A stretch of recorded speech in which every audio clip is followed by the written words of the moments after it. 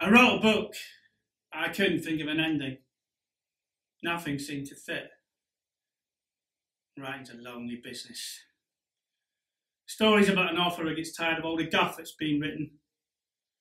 Soppy books with predictable endings. I'm so sick of all the bullshit being jammed into our heads. He decides to write the greatest novel of all time. A book about the theatre of war. About you and me. About a war fought over ideas, fought over words. People losing their lives over ideas. Losing their lives over words. The war. Pointlessness of war. It consumes all the love. And the people just cry when they realise it's too late. They've fought and they've killed. And there's nothing left. Ultimately, what's lost is the greatest gift of all. Our own human life. It's certainly not about forgiveness. It's about condemning. You know, I thought I was a brave, trusting man, fighting in a war I didn't understand, but I'm not brave. Just another sheep. A silly man who liked to play at soldiers. Just another uniformed, delusional moron. I'm somebody who thought if I carried a rifle, it would add 4 inches to my underperforming, flaccid dick. Politicians in suits, full of futile, pathetic bullshit, sending us over to fight a pointless war. Something based on lies, deception. He said we had to go. We had to go there.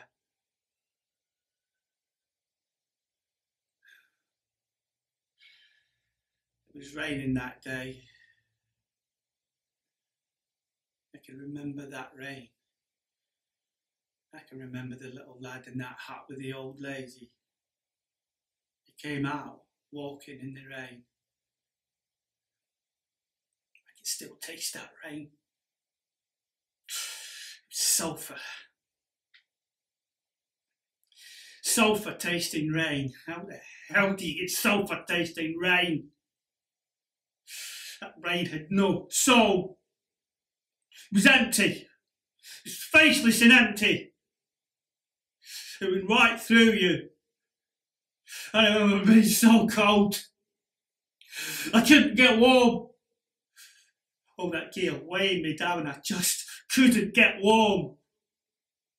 Rain shouldn't be cold. Rain should give birth. Rain should give life.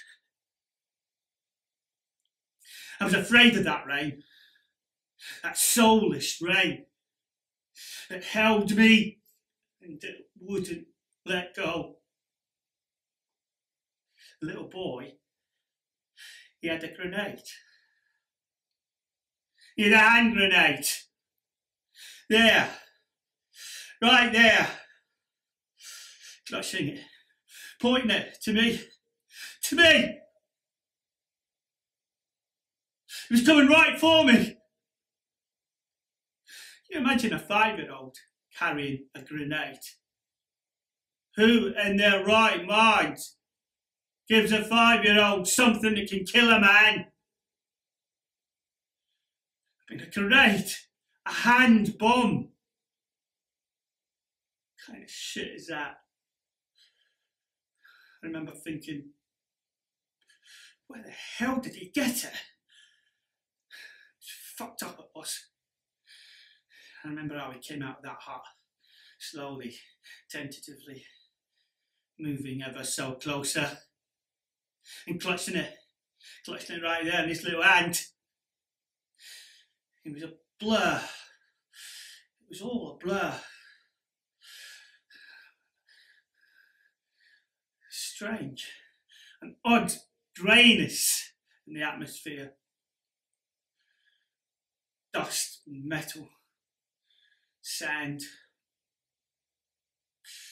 low white and grey skies, doomy, murky, misty, and rain thrashing like needles.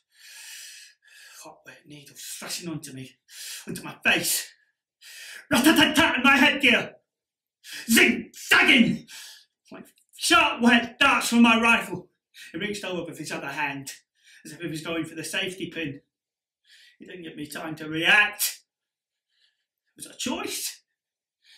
Was I given a choice? And it looked like a grenade. For Christ's sake. I weren't trained for that. I weren't trained for kids with grenades. How are you trained for that?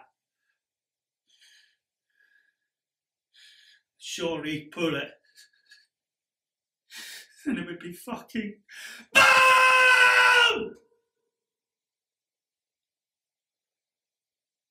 But it wasn't.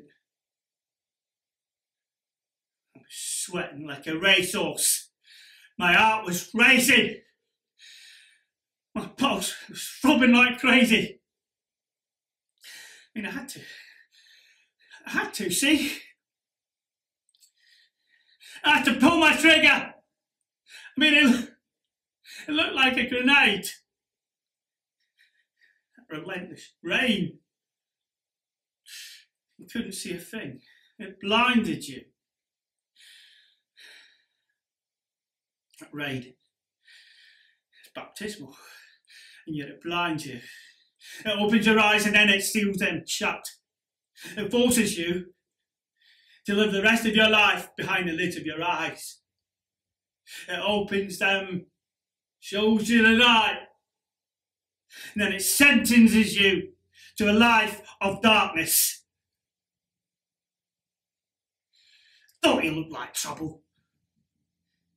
He's the look of a wild dog.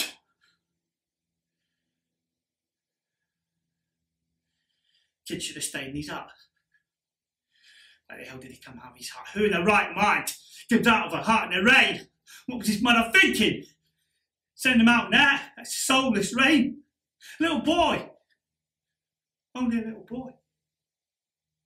Baby shouldn't be out wandering about in the rain.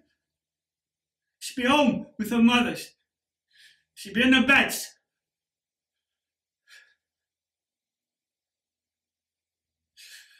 War. It's wild, crazy, deranged place. I asked him, I told him to get back, not to come any closer. Put that thing in his hand down on the ground. Back off! Drop it! Get back inside! I was had to know he didn't speak English. I've never talked to anyone who didn't speak English before. He told me later he was pulling the stem off the top of an apple. Tell me that's not fucked up. I haven't had a decent night's sleep since, because I couldn't tell the difference between a piece of fruit and a grenade, between a gift and... It's ironic, don't you see? Don't you see that? I joined the army to learn about self-respect. And I fucking hate myself. You worked that one out. I shot a little boy.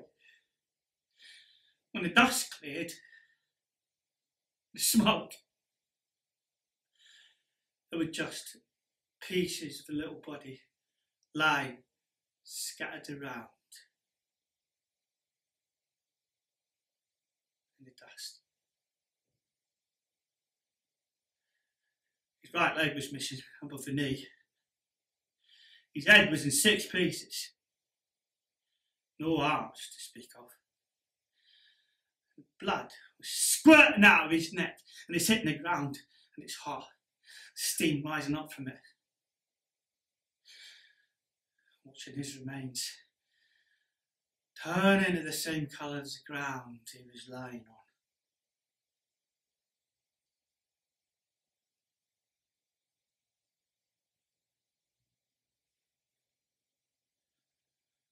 I had a relapse. He took all my clothes, underwear, socks, threw me a blanket, chucked me in a mental health cell with loonies and scream all night. Then I was thrown into a forced detox box. They cut me off from all my medication. Cold turkey. Worse than any hell you can imagine.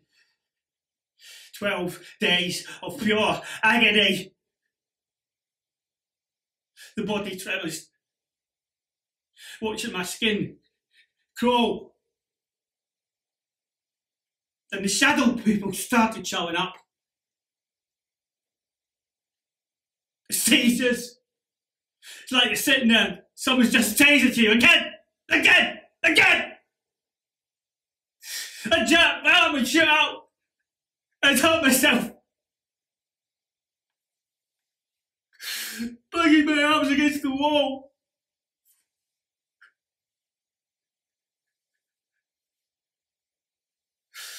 I'm going to hell, I am. God's going to put me. He's going to put me in hell. Got a special place down there for guys like me.